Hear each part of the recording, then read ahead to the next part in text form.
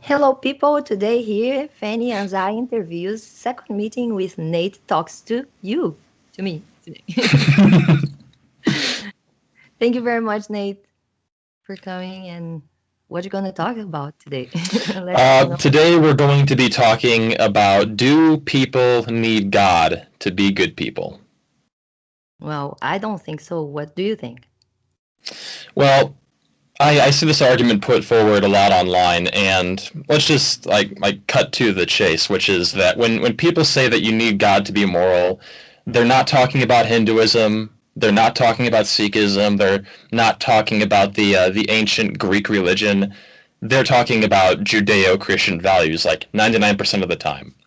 And where else would you be getting Judeo-Christian values except from the Judeo-Christian religion, the Torah, the Bible, etc., etc.? But if you actually read these books, like, is anything that they're promoting really relevant in modern times? If you actually look at books, like again the Bible and the Torah, these are books which are promoting ideas like slavery, for example. So I'll just read off a couple of verses here from the Old and New Testament to give an example. So in Exodus 21, verse 20 and 21, it says, "Anyone who beats their male or female slave with a rod must be punished if the slave dies as a direct result. But if they are not to be punished if the slave recovers after a day or two," I'm sorry, let me go over that again. It says that, "but they are not to be punished if the slave recovers after a day or two, since the slave is their property." So here we have in this verse from the Old Testament saying that it is justified to beat a person if they recover later on, and then along with that you are allowed to keep people as your slave. So I'm not really sure if this is the kind of morality we want to be pushing in the modern world. And some people say, oh, it's just the Old Testament, that's not really relevant anymore if you're a Christian. Well, here is a verse from Luke 12, verse 47. This is the New Testament now. "The servant who owns the master's will and does get ready or does not do what the master wants will be beaten with many blows." So yet again, the same kind of idea being put forward, that you can have a person as your servant and you are allowed to assault them with no penalty. So yeah, I'm not really sure why we would be going to these books for our values.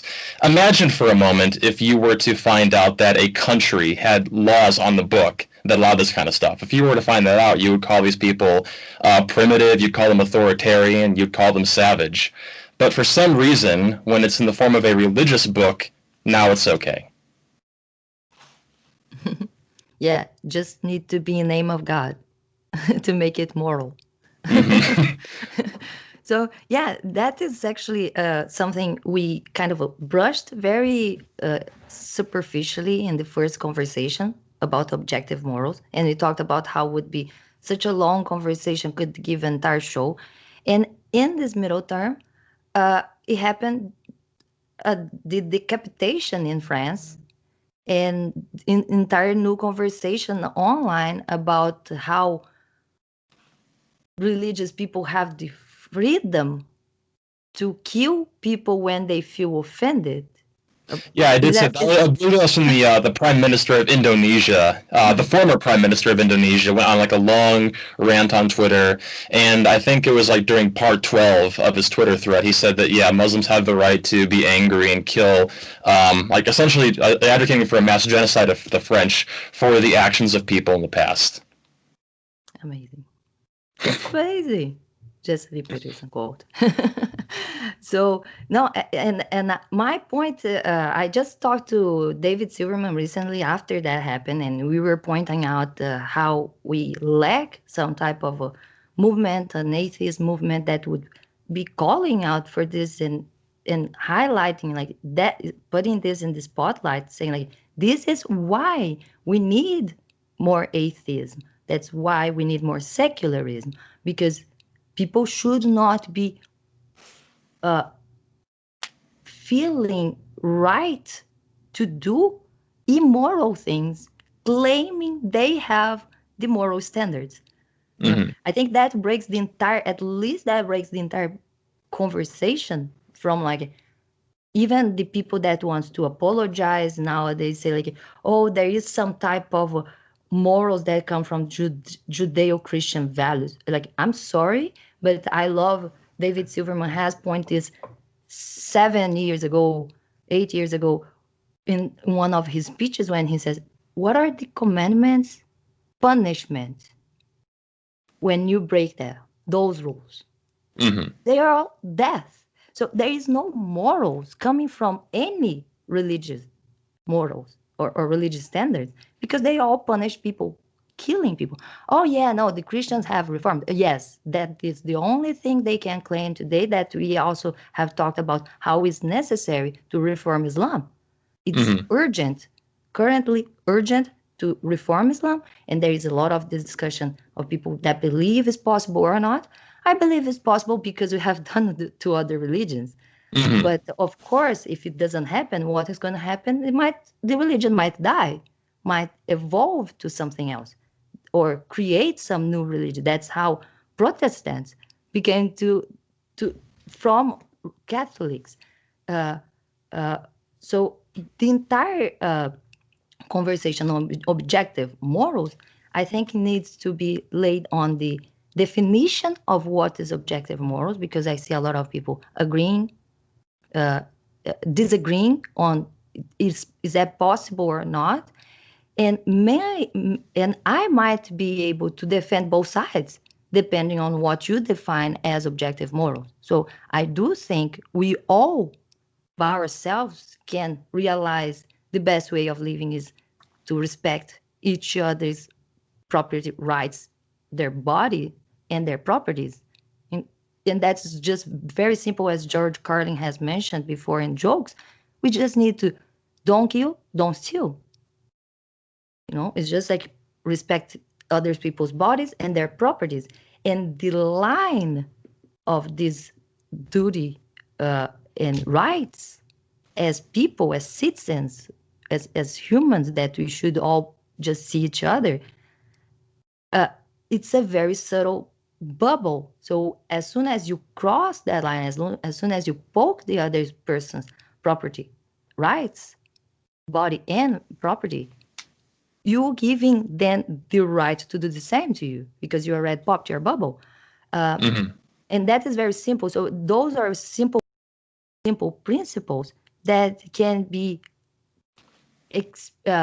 concluded objectively by any person. That's what I mean by objective morals. Anybody living experience could make them conclude they can be good or bad, and the best way to live in society is to be good to others. Well, uh, that's the thing about it is that how do you know for a fact that what you're describing? I mean, just to be clear, like I do agree that respecting things like property is a good value to hold, but at the end of the day, I'm just perceiving that as my subjective perspective on the matter. How would you convince other people that they should also go along with this idea? oh, you mean convincing other people? Oh, Yeah, I, for I don't example, think the I the don't think I think it don't need to be convinced. I think by the living experience, every person can understand that. As like, I was thinking more like uh those daycares when you start so young as you don't actually know any concept. You're just like living with other babies, you know, and they have like some adult to watch, but what I believe the adults should be doing there is like leading, giving them instructions and not totally, uh, let's say, correcting the problems in between them and letting sometimes they do it by themselves a bit more so they learn this interaction. Because Mhm. if the kid comes and slaps the other kid on the face, of course you're not going to just tell the other one to slap back. Of course not. That's not what I'm saying. But the one that is slapped back and you got that self-defense in interaction, Mhm. what you should say is like, you both wrong from using violence, but the one that defending, it's not wrong as the one that started. Mhm. And there is a proportional response to things. So it's like, if I come to you and say, like, I offend you with words, your right should be as high as to use words to offend, not to Hmm. punch me on the face, because that you already crossing another line. That now makes me punch you in the face. So that is the thing that I mentioned, to be so subtle into human interpersonal interactions, that is easy to experience in the first interactions in your life, if you let people be and Hmm. teach them how is the right way to respond. But nowadays we're just like saying, like, oh yeah, no, you feel offended because they drew your god, oh yeah, you can go there and cut their head off. I was like, no, that is not the way we do this. We say, like, what you do, you don't look at the drawing, because it's just an offense. People have the right to offend, because offense is not a crime, but cutting people's head off is a crime. And by the way, it's immoral. Hmm. This is I not do believe any in. more. Yeah, sorry. I was going to say, I do believe in incrementalism. I do think that over the course of maybe a couple of decades, or ideally shorter than that amount of time, we can gradually just weed away at this extremist version of Islam. I think that if you look at a lot of Muslims currently living in the USA, they're not as extreme, of course, as people you'd find in, for example, Saudi Arabia. And that's because I imagine partially because these are not people who grew up in that kind of radical environment. These are people that grew up just believing in a lot of secular liberal values, and that's just what they understand. So, Yeah. like for example, in my No, first I Muslim agree logic with you. fail. Hmm? I agree with you, but also we need to remember what Hitchen said, Mm-hmm. that the silent majority is evil. Because if they don't do anything, if they don't stand, it's like the protests, the majority of the protesters that would be standing to protest, when someone throws the first rock, they should single this person out and give this person to the police. They're like, no, this is a rioter and not a protester. The same thing with the Muslims, that like, oh, we're peaceful Muslims and we preach God, but no violence. It's like, Mm-hmm. because we know there is a silent majority, that in this majority, probably the majority of it, it is really peaceful. But there is a lot of people that I know, people in Brazil, that does not even is not even religious, but they will not condemn those acts of terrorism. I do think that whenever. Those silent majority are evil the same way, because they support, no, even if it's morally, they are supporting it. And some people actually financially support it, because like, I'm not going to be the bad guy that's going to cut people's head off, but I know that guy is better, is a better follower of my religion than I am, and they would even say that. And it's like, Mhm. that is scary. So yeah, no, these people need to step back and say, like, no, we need to reform, because if they don't, it's nothing. It's going to be just backing this the crazy minority. Well, I do think that whenever there's a bad ideology rampant in a country, it isn't enough to just not be part of that ideology. You need to be anti that ideology. So, in the case of radical Islam, when we're seeing a prevalence of that in a certain country, people can't just be like, oh, well, I don't believe in that. That isn't good enough. You need to say, you know what? I'm not that thing, and I'm also against that thing. And when I see it prevalent in my country, I'm going to take a stand and oppose it. Is that for a lot of these people, I imagine a lot of why they don't speak out is because there's a fear of retaliation. Because it isn't just going to be that they might get fired. It isn't just that they might get negative comments on Twitter. They might get their head chopped off. So there is that threat of force in this situation to not speak out. And that is why it's so important to talk about it, because Mm-hmm. so many people still, just like I mentioned, in Brazil, people are not afraid to have their heads cut off, but the social judgment, the losing friends, losing family, have been segregated in the community from others, from coming out of the closet as an atheist, it is a hard thing to do. I've done that, and I did not stand for it. I did not steal. I did not stay there to deal with it for myself. It was painful, but I would go through. I don't want my daughter to experience the same thing.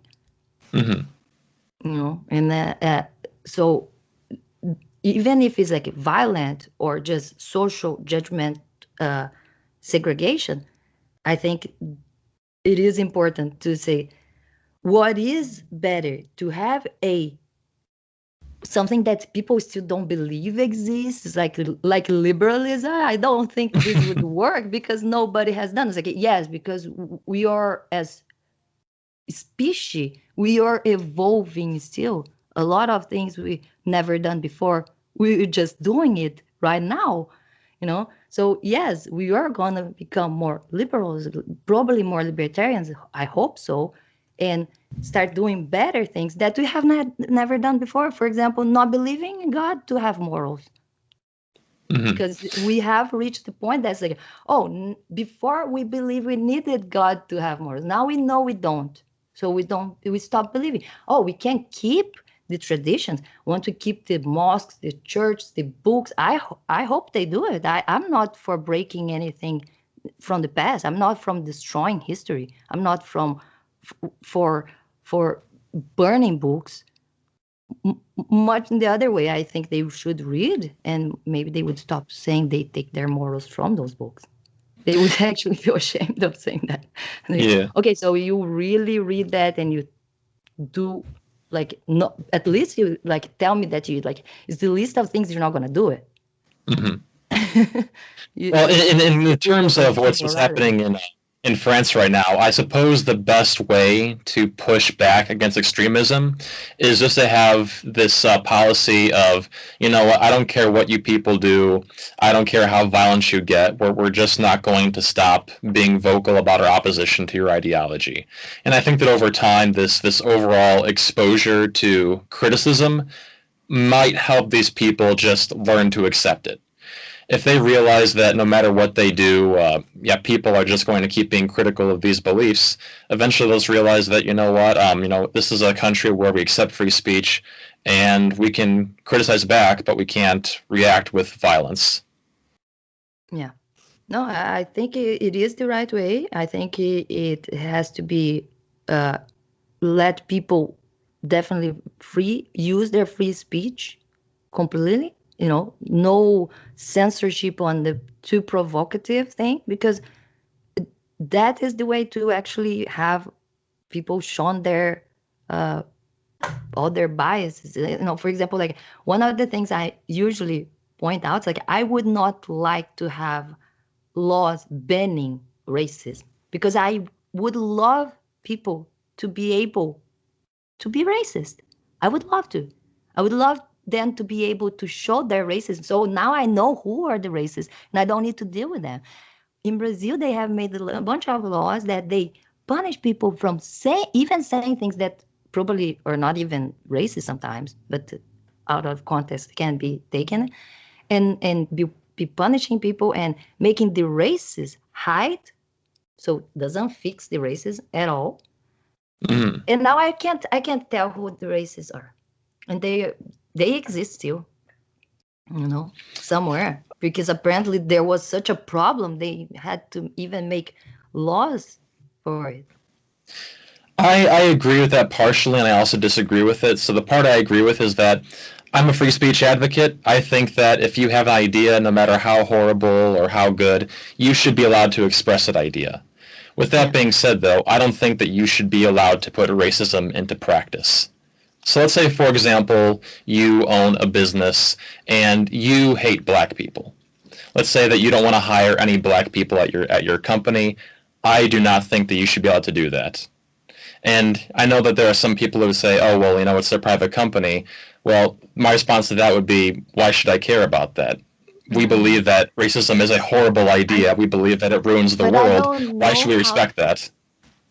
But I don't know how to put that in practice, because now I'm thinking of, like, okay, let's say this person is really racist, like you mentioned. You start with the premise that the guy, the Mm-hmm. owner, of the business, is racist, and he just doesn't want to serve or hire anybody, uh, black or color or person of color, then how do we know that? Like, that is my question is like, if you go to a business, like you go to his business, and how do you know the reason? How do you know he's racist? Well, a good example would be if they said "no blacks allowed" on the front door. That would be a good Oh, example. is there such a place like this today? Is it like, does Not it anymore, exist? but in the Jim Okay. Crow era, it was a lot. Because I was just like, wow, okay. I've heard people talking about business that don't want to serve some like uh cake, like a cake place that would not make cake for like a gay weddings, something like that. But Well, what I'm talking about is like you can't have a policy as a company owner. You can't say we're not hiring black people or we're not going to serve black people. yeah, no, I understand that, but I'm even like a skeptic of like, do we need to make laws to that? Because I don't think even the racists would do that. Would they? Or they Well, don't during need the Jim because Crow era, it's there were not plenty of companies in this. socially okay. Mm. Sorry, go on. No, I'm just thinking like, if there are still racists today, and I believe racists not today or in the future, I don't think we can. Uh, I have an idea. Like, I just don't think we can clean up the planet out of racism. I think we can still have individuals that are racist. That doesn't make the system or the majority or their family or their business or whatever racist. But I understand this association, and what I'm trying to understand is like, what is the need to make the laws to stop people from doing something that I don't believe they would be doing anyways, or if they do it, they might be doing in secret, and we cannot verify their reasons. For example, if I go to a business and there's no black person sitting or working there, I could claim they are racist because I don't see anybody of color. And I think I would be sounding very racist doing that, anyways. But to point this out, to be noticing the color of people, it would be kind of racist from me. But the point now is like, how do I verify my claim? If I claim that you racist don't have anybody of color in your business, and you're like, no, it's just I have not had anybody of color asking for a job or coming to my business, and I was like, no, I'm telling you, this is the data I needed to find. Like, it's factual. Like, and to my argument against all the laws on racism and banning people behavior socially or even speech, it's I don't think law or the justice can judge intentions, and we don't try. That's not the idea. The law is always trying to judge evidence. So even if I bring up for example, in Brazil, the words banning laws on like not saying uh gay, for example, I guess it's a slur that you're not allowed to say, or black. I don't know which one specific you cannot say in Brazil, but there is. I think the black because in black, in Portuguese and English is inverted. Um, it's just ridiculous that you would be able to pull this as something to incriminate someone more in the law. It's like, or he called me black, or he called me a woman. I don't know, and Mm-hmm. say like, and that is something that the judge would judge as, oh yeah, no, definitely he wanted to offend you, or this is just so bad that I would give him more charges for it. Is for me goes over the idea of why we have all this system. It's like just overpowering the government, like overpowering justice system. No, Well, but like that's it. Sorry. I was going to say, well, obviously, yeah, we can't always know the underlying motives of somebody, but what about in a situation where they are being explicit about what their intentions are? So, I'm not sure how much you know about U.S. history, but back during the 1950s and 60s, there were laws in the books called Jim Crow laws, which gave corporations the ability to prevent people of color from entering into different companies. So, for example, let's say you owned a diner. You could prevent black people from going in there. You could prevent black people from being in the front of the bus. They'd be required to go into the back of the Yeah, bus. I've heard of this, but it's interesting because there is a lot of the. I don't know if it's still trending. This is kind of old. I probably cannot quote which YouTube channel I watched this from. I wanted to say bearing, but I'm not sure. It's wrong. I watch way too many things, and this is kind of old. I've seen some YouTubers making videos of leftist segregational groups and communities. Like, for example, like this meeting that's only black woman, something like that. And they are super trending in all these identitarian groups. Like it's very funny because apparently you can do like all the types of racism and sexism if it's more if it's right, if it's well like Well, I will say, if there was a coffee shop that said that no men can go in there and have coffee, I would be opposed to that just as much as the Jim Crow laws that I was referencing previously. So, I mean, I think that if we are a country and we say that the ideas of bigotry are awful, we should not be tolerant of them. It's like, these things ruin society. These bring people apart. Why yeah. should we have any there place in our country for I think this? there was a business, a local business, that they tried to do this, and this is not just here. There was mm, another person, I don't know who shared it. Uh, One of those go woke, get broke, a coffee that would charge half of the price for a woman. Hmm. You know, so yeah, there are local. There is a local business that is something. There is something like that, and I was no way. I'm not. No, I'm not supporting this. No, I don't support any type of sexism. So Hmm. I think is, but it is interesting because I don't think like you mentioned, like those are like things on the past that happen. It's like yeah, it's terrible. We should not even burn this from the past because you can point out like look how terrible that was. Um, but today there is a lot of people that support any type of segregation. But funny enough, the race is like there is no blacks allowed, no Hispanic, no natives, no. But I guess like there are places where there is no white men allowed, and we're fine with that. So it's interesting. I question how far uh, egalitarian we are in this conversation. No, like when I we do talk think about in there's general. a lot we could do, and of course on a small scale, I don't think that's much of a threat. I mean, of course, if there's like just like this one coffee shop in the entire country doing that, it's not going to be a major deal. But what if you But don't have you an feel like entire it's town that? doing it? No, but don't you think that is what we have felt like for the last, like at least for the past decade, we're like all sitting and watching these entries in academics, in the social, these social justice warriors, the term, the SJWs, the wokenism, all these things that became a body, it became something. It is real.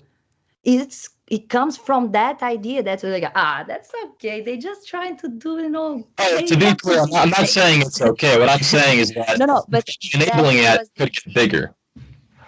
that I think it justified in some way. And of course now we're standing like no, this is all crazy, man. This is all madness, like for example what all the grievance studies uh, point out, the show my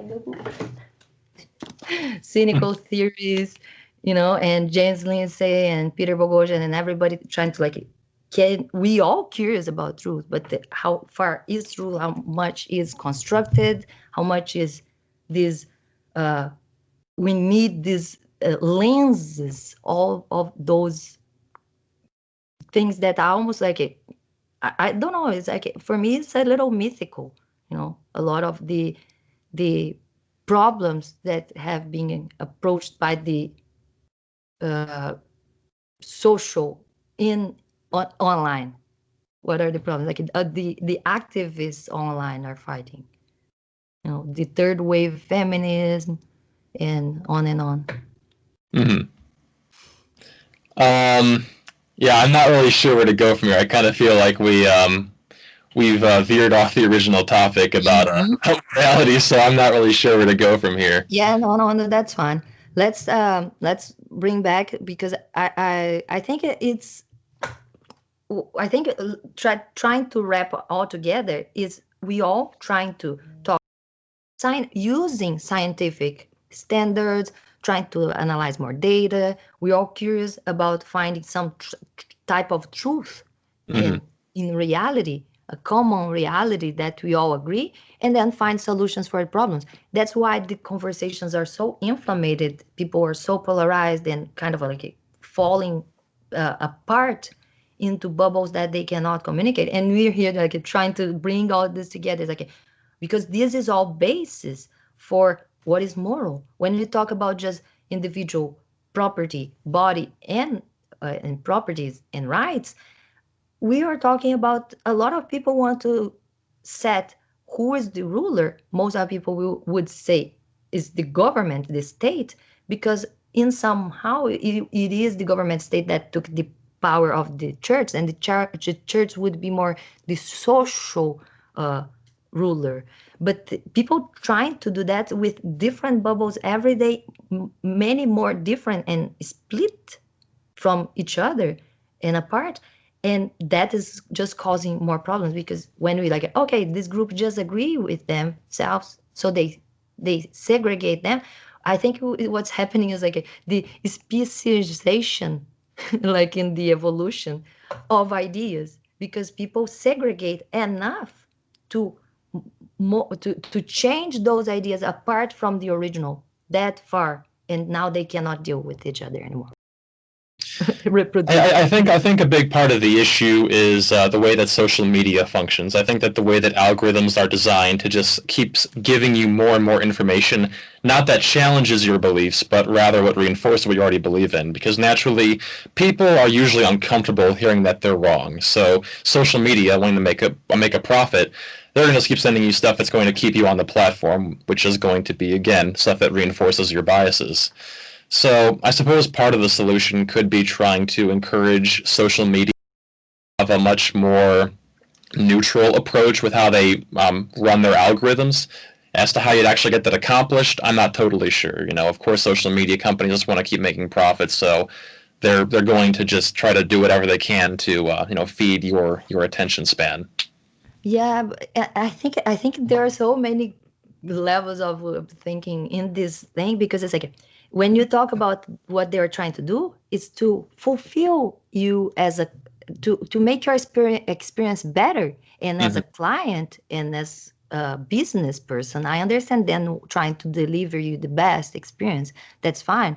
But also there is a lot of like this mentality of the wokeness that I believe is that create those bubbles, those safe space that, yeah, you should not be contradicted, you should not be said you're wrong. And it's like, no, that is one of the evil uh, legs that entered the academics and caused the entire problem. Because now we're talking to people that's like, you cannot even like, oh, I will just block you, or I'm going to just claim you're harassing me because you just disagree with me. And that's caused just more of a, would be like just more of the cascade of like a chaotic event, like people misunderstand each other, but then closing more. And I think there is a good intention, but in Brazil, in Portuguese, we have that expression of like, "Oh, hell is full of good intentions," you know. Mm-hmm. So it's Oh like yeah, the road to it's not hell. that a good. It's not good just because like you think you're doing it. It's the same thing with the political, with policies sometimes that have good intentions, but it could be an incentive for something bad, and the result is not good. So we should be able to analyze the results right after we start applying them, our Mm-hmm. methods, and say like, okay, maybe this is not the best way to do with maybe anti-racism, with a third wave feminism, with so many of the entries that happen in race, gender, and identity politics, those things that cause this more of a more of a righteous mind, more of a righteous uh, um, authorities that are gonna tell people who is wrong, who is right, instead of having a objective standard and a method that you can apply and everybody can reach the same conclusion. That is the difference of science and pseudoscience. And I think what for example I mentioned that grievance studies want to point out, because we have gone through, like I mentioned, we are evolving from a century ago. We were like most of people in the dark still, like we had a lot of technology and science uh, achievements, but most of people would be just like cannot even reach that easily. Today we can, but Mm-hmm. what we do with this method of communication we have so powerful, we could be learning anything we want with the internet. And what most of people do is just social media. It's just gossip, talk about whatever, cat videos or pornography. Mm-hmm. That's Well, like it. that's the thing, is that I remember like about 10 or so years ago, I thought that with the advent of the internet, with the rising popularity of the internet, rather, we would see a rise in people being more educated than ever before. And for some people, they are more educated than before. I know that I have read a lot of science books. I've watched a lot of educational content online because of access to the YouTube and whatnot. But for a lot of people, they are not doing that. Now people have easier access to pseudoscience than ever before. We're seeing people believing in witchcraft now, believing in levitation, believing in a lot of crazy stuff. And it's really hard to say what you can do about social media to change that. What would your prescription be as far as social media goes to countering the rise of misinformation? I think I would just push for more epistemology. So you can just tell people to challenge their own beliefs instead of like try to challenge their beliefs individually. You know, uh, I think it push in that sense is like let them speak. I'm very curious and interested in hearing people's what they are passionate about, because that is the best method to sometimes expose their bias on believing on so easily on something.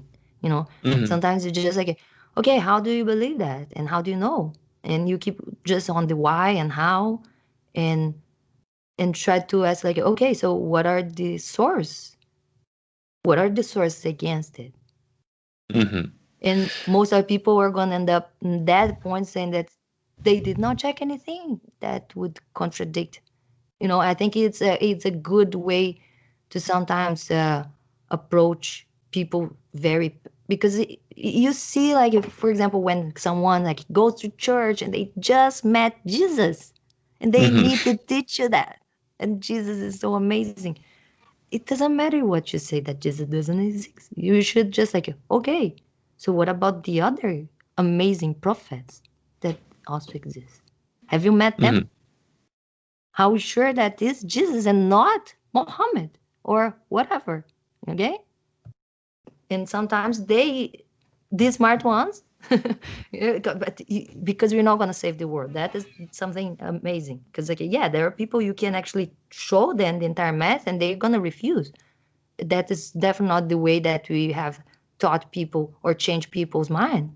And I think that is one of the interesting conversations, because how to have impossible conversations, that is the book that talks about this. It's like how something interesting you mentioned. You said to me you really wanted to change my mind on something the last conversation. I think we were delving into systemic racism in our previous Oh, conversation briefly. yeah. And then I had someone the other day telling me that he really wanted to make me more leftist. Okay. Mm-hmm. And then I made a live stream talking about how I don't agree with the idea that we change people's minds.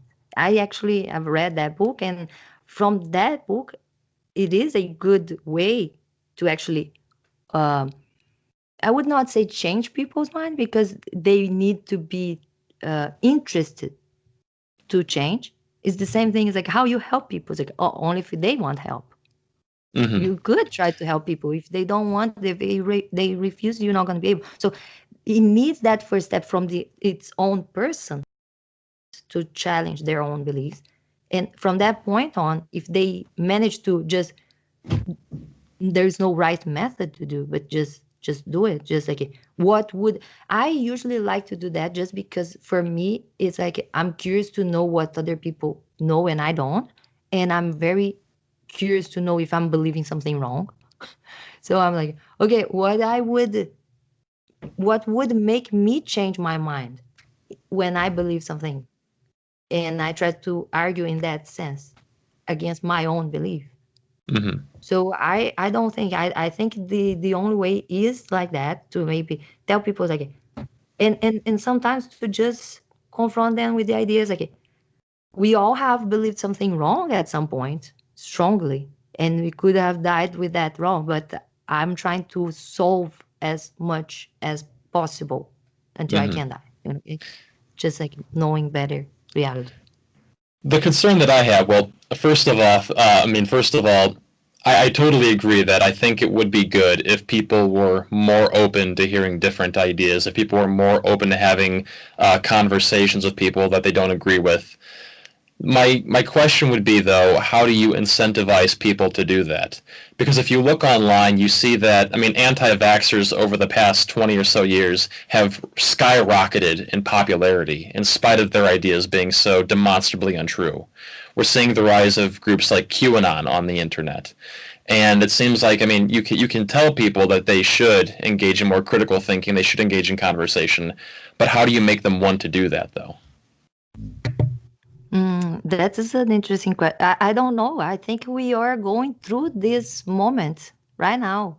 This all this questioning in the United States, and this media talking like what started in the first election, in the previous election, uh, with the fake news. And people like, oh, so there is such a thing, and then the grievances. Oh, so there is such a. We went through like the entire like a accreditation of science and the media in the last century, and then we were just looking at them like, scientific studies say, media say, and we were like all revering to those things, and basing our beliefs on those. And then it came like this new, came the postmodernism changing definitions and what is reality, for a lot of people. And then now we are all talking about how not all the media, not all the studies are true or um, accurate. So I think we are going through this moment right now. Maybe is the conversation of the decade, of the beginning of the century. Well, like you mentioned, we have so much information with the internet, but how we sort out what is good, what is garbage. Mm-hmm. So I think people are curious to know how to do, and I think we have the tools, and we have to remember to try to not be biased on the searching for data, because you could just say, is the earth flat or round? Or you could start, give me arguments for the flat earth.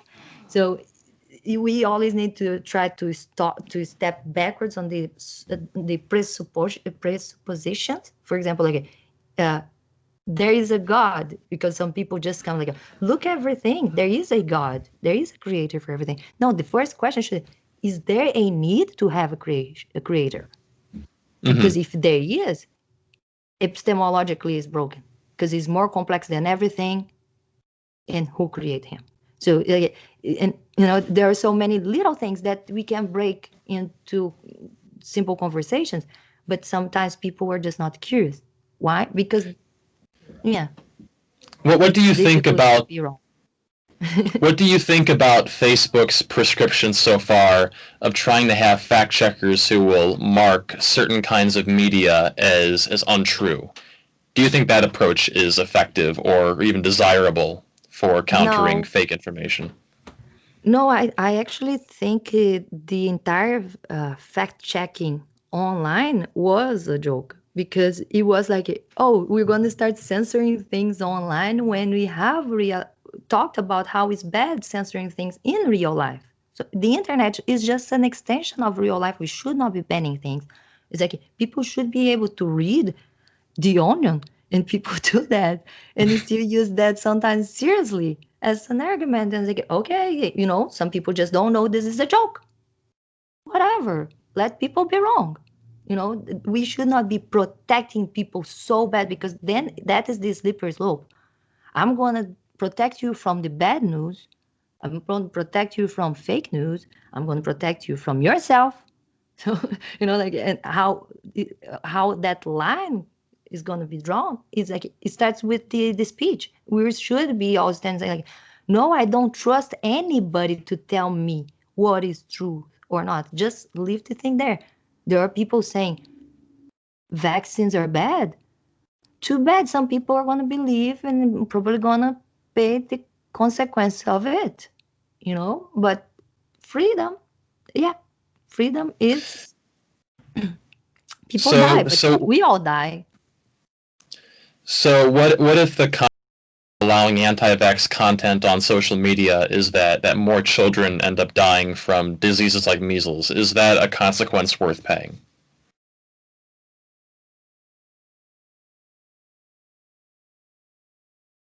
I just don't think we should do anything. Yeah, I guess so. I think the parents want the best for their kids. If they would think the best for their kids is do something like not vaccinate, because then comes to like, how far am I going to go to actually force those parents that believe this to vaccinate their kids? And I Well, don't. I'll ask you this question: do you think that it should be illegal to murder? Oh, it is. But I know it is, but I'm saying, do you think that it should be illegal to murder? Yes, yes. I think it's one of the good laws. So by having laws, couldn't allowing the existence of laws in general lead to bad laws being passed in the future? No, I just think that we have way too many laws. We should have less laws than we have today, because there was a point where we had enough laws, like good enough. Mm. For example, like what I believe is like the government should be smaller than it is now, and we should give less power.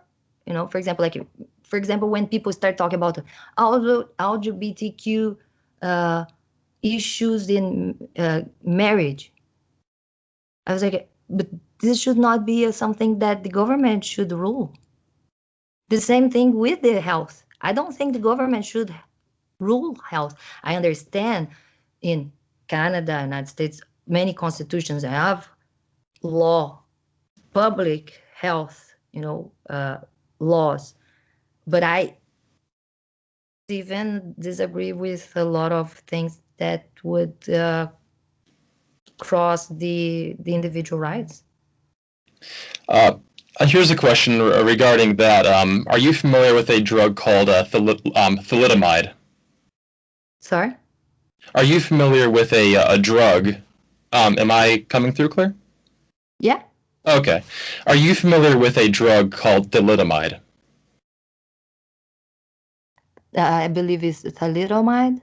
Yeah, thalidomide. Yes, yeah. Um, it was a drug that was widely available in America during the 1960s. And in the very beginning, it seemed like a normal drug. It was going to help with problems like cancer, I believe. However, after future research, it turned out that women who are pregnant and having this medication would end up having severe birth defects. So Yeah. they'd have kids with like essentially having just hands for arms. They'd have like no arms basically. Yeah. And it was because of the FDA that this drug was taken off the shelves. All of the corporations that were trying to sell it were trying to protest and say, oh, actually, our drugs aren't causing defects, they're totally fine, even though the evidence was overwhelming that it was. But in the end, the FDA won, and they got it taken off. So was it right for the government to step in at that point and prevent these birth defects from continuing? Yeah, I know the story, the history. I remember read having this in medicine in Brazil as well. Um, uh, Sure, I don't disagree with the government doing, but then I don't want to be a pragmatist to say like, look, because the result was good, it is good because that is a post hoc rationalization. What I am for is like, look, free market capitalism would happen to like I don't think they would do it anyways. The government might have accelerated them to come out to not have a business because it is a business that would implode itself if it's a bad medicine, okay? I mean, cigarettes are still in the Medically market speaking. today. But because there are applications, but we just categorize it to not use in pregnant women. That's why, because actually it is a substance that has use. There is need to use, but we just need to learn more how to use it. So it's like that's why I'm like even against like the government is stepping on health issues because like should the government be doing all this corona shit? No, I don't think so. They politicize something that is just another disease and is not worse than the other disease that we had before. And anyways, it goes to like that is like it sounds like you're leaving all this shit. We have given too much power to the government. And that's why we are talking about should the government do this? Like no, government should not be doing all this shit. Government, when for example, when talk about like what is the rights, it's the body. So it's like should the government protect my right to not be killed or support my right to be alive and have the responsibility to make me survive? Because in a lot of places that is the other slippery slope of the power and the responsibilities of the government that I would totally disagree. I must say, I do admire the idea of eventually living in a world where we have a small government or potentially even no government, period. I think that is an honorable goal to strive for. We're With that pretty being close to, but we just don't believe on ourselves. with all of that being said, I'm an empiricist. I like seeing the evidence, and at least not yet, I've yet to see any compelling evidence of a stateless society being viable. I think the closest we ever saw to I that think it happening is was in viable. For Catalonia. example, I don't think most of people are not killing and stealing right now because of the government or the law says so. No, I believe most of people do that because they're good. But other people are like, no, we just need the laws. It's like, no, no, I'm telling you, we could keep laws smaller. Like, when you do this, we're gonna punish you. But reduce the laws. People are not doing a bunch of things that are written in the paper that have been done, and we're just afraid of them going back to do if there's not a gun towards their head to make them care about the neighbors. Like no, I don't. I'm a humanist in the sense that I do believe we are able to do good and bad, be good or be bad. But I see what I see is like for example is like religious people say like, oh, if there was no God it would be chaotic. It's like no, there is no evidence of God and it's not chaotic. And you know why it's not chaotic? And they're gonna like, no, it is chaotic. Look around. It's like, no, it's not chaotic, it's not bad. I walk outside, I deal with unknown people all day long. We do that. That is how civilized and how good we are. And I don't believe all these people were good to me and I was good to them because the government said so or because I was afraid to be arrested or I would really go outside and kill and steal from people. Like that's delusional, you know.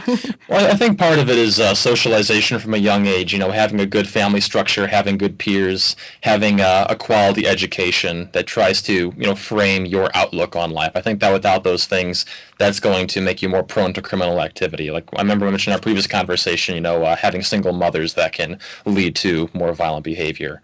But regarding the state, again, is there an example you can think of right now of a stateless society? And even if you can, is it like the highest quality of happiness possible, or where would it fall on that? Sorry, I did not get it. I'm sorry. Yeah, well, I'll try to No. rephrase that.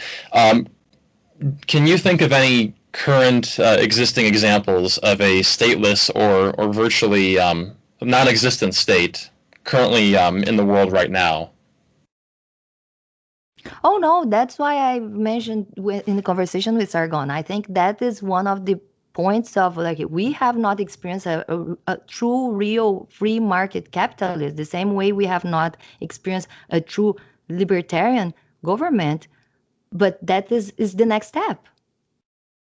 We used to do slavery and believe in the Bible more than we do today. And tomorrow we're going to believe less in the Bible, have more atheists and more liberal places and better societies to prove my point. I don't have. I believe. That's like if there is a belief, if like, people say that, oh, you're a non-believer now. No, I actually believe. I have no, I would say not believe. I have trust because it's more what I see people doing. People are good. Most of us are good. We can do, we are doing without gods. We're still calling. Some people, most of people say it, but it's not true. So we, I trust what I see. We can do better. We are doing better every day. And yes, that is the next step. I'm so excited and looking forward to it, to this future, to more atheist places and more libertarian places that we have not seen yet. Well, I would ask, in this future society, how would issues like the thalidomide one that I mentioned earlier, how would that be accounted for? Oh, the people that harm other people are going to be hold accountable the same way that the system already is planned to. We just don't need to. But how would you hold them accountable without some kind of thing to punish that or prevent them from continuing their behavior? Oh no, I'm not talking about. I don't envision us in any type of anarchism. Oh, okay. Yeah, I wasn't sure. So you're a minarchist. You're not an anarchist, though. No. Okay. No, no, I don't. Maybe one day that much farther, I probably can't see that. I probably will not be able to see that unless we get so free and so far from this religious stop, impediments in medicine that we can go forward in stem cells. Maybe I get to live 250 years and who knows? Then if I get another 100 years, yeah, I might be able to see like maybe I'm gonna be like in the end like pushing for anarchism. So But no, so yeah, like what should the like state do in the society that you would envision? You mean like as a government? Yeah, what should the government do in the society that you would view as ideal? Oh, government should leave people alone. I'm a libertarian. I think the government should have to do the least as possible with people. You watch Reason TV? Do you watch Citizen versus Government? Oh my gosh, that is. I have watched a bit of Reason TV here and there, but I don't actively watch They the channel. have really funny. They have actually funny sketches too. I did watch a video from a while ago about how vaping is now trying to be regulated more, and yeah, I'm a bit skeptical about that approach because I think that vaping is an effective way of disincentivizing cigarette smoking. So I'm not sure we want to put any restrictions on vaping. Okay. Yeah, no, I don't see the point of putting restrictions on. I think the restrictions when it comes from governments is because there are other companies that have financial interests trying to stop this competition. Clearly, it's like that. Even the problems that have happened to kind of cause some type of myth around vaping, like that vaping is bad, and I think it is a little mythical and it's a little bit planted bad that way. But no, yeah, I just, for example, when you talk about this, like, yeah, government should not be dealing with any of those things. Well, in the case of course, government would be smaller, would give less things, would ask for less, would let people have their money in their hands and make more decisions, be more responsible by their choices, but also have more money to. My point of view is because I was in Brazil, having to pay almost 30% of tax income just on my income. And the accumulate goes up to 60% in Brazil. And my point was always like, if I had this money in my hand, I would be helping my community. I would be opening a business and giving job to other people. And my idea that goes against many of the leftist ideas is to think that those business people or evil or taking some type of life out of people from using their service and paying them for it.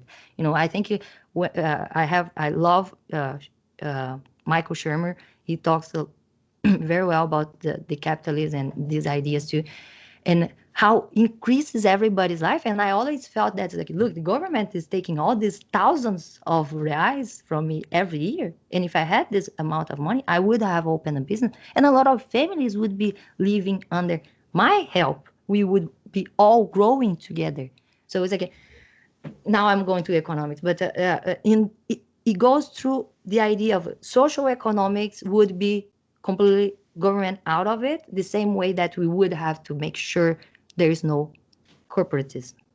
There is no government people into business giving benefits to big corporations. So it's huge. It's a tangle of conversations to have when you talk about politics. But I could be a good politician for sure. I have good ideas. In Brazil or here, but in Brazil, I think I have thought pretty hard about a bunch of their problems that we experience in Brazil, about like the crisis in prisons in Brazil, judicial system, um, and corruption. Hmm. Right. Yeah, I do know a bit about Brazil. I know that they have pretty tight gun restrictions, yet they're pretty poorly enforced over there. So it seems like there's just a lot of crime in general in that country. Yeah, that was a movement that is funny because Bolsonaro, in that sense, he was the good guy because he was the one defending the guns rights when everybody was pushing against to give the guns away to the government. And we have had the referendums in the 2010s, and I don't think it passed by vote, but most of people with good intentions and Hmm. want the best for everybody gave their guns away for ridiculous low prices. Like, of course, not pay doesn't pay the guns. And what happened is that they just got the guns from the good people. Now we are good people. We are in between the government that has guns, the police, that in the case of the United States, a lot of people think they are bad, and the Hmm. bad guys that are the criminal because they don't give the guns away. By the way, they never actually went through any of the government checking to get the gun at first time. So why would we even think that gun control would protect people? I remember a while ago, I used to be more in favor of gun control, but I've begun to pull back on that position because I think that gun control, it's more just like putting a band-aid over the symptom instead of like addressing the cause of it to begin with. So, why are people committing mass shootings to begin with? Why are they committing crime? It's less to do with the access to guns that's causing it to happen. I don't think that a person like has a gun in their presence and they're just like, oh, I want to go out and kill people. It's more so with the society they're living in at this point in time is leading them to become a violent person. It's leading them to go out there and feel they have to commit a crime to get something they want. So another example of that could be the war on drugs in America. Because of that, we see this big rise in things like the cartel. Oh no, the war on drugs is should, like, just because the libertarianism answer that. Any Hmm. prohibition will cause criminal activity. That's Hmm. why you legalize everything. Because the guys that are involved in the mafia, in the crime and the drug, why do they kill each other? Why do they use guns? Or why do they beat each other to try to solve their problems? Because they cannot go to the police station. That's why. That's why criminal activities come under any prohibition uh, measurement. Yeah, Like because they when the exploit guys that for cannot go, profit. like when you criminalize prostitution, the prostitutes need a pimp to protect them because they cannot call the police. Hmm. That is one of the steps of what all bad happens from a good intention. Again, oh, I'm gonna protect you guys from these things that you guys gonna go get anyways. That's the dumb part. That's why libertarian is the answer. It's like, yeah, let people do it. They're going to do it anyways. Abortion? Yes. I was about Do to it if mention they that, yeah. want. Just don't make me pay for it. And that's when it comes again to the rights. Should the government let people do it? Sure. Should the government pay for it? I don't think so. So yeah, it comes to a lot, like in government is that you have to make a lot of decisions. It's not just say like, oh yeah, no, that's fine and everybody do it. It's like, okay, but who is going to pay for it? Oh, we have a lot more to talk about now. So yeah, those are a couple of things that I would agree with libertarians on when it comes to decriminalization. I do think that guns, drugs, and prostitution, and also abortions, those should all be decriminalized, and we would see a lot of the issues that we currently have in our culture just dissipate over the course of the next decade or so. Because right now, yeah, it's just opening up doors for black markets and people not being in a position where they can get the proper treatment they need. For example, the coat hanger is gonna cause some problems. So Yes. yeah. Yes, in Brazil, I have gone through my, like I mentioned, I have changed my position in many things and my political compass all around.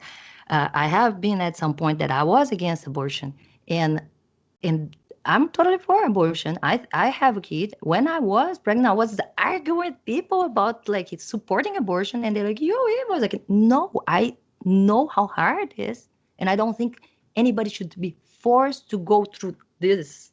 And I was Mm-hmm. talking about being pregnant, without wanting, because even with support, with family, with money, it's hard. So imagine a person that comes from whatever background, but maybe it's a victim of sexual abuse or whatever other situation, has a kid that is unviable. Probably in that case, the law protects this person to have the abortion. But there are so many other little if that we should let people make their decision and have if they want.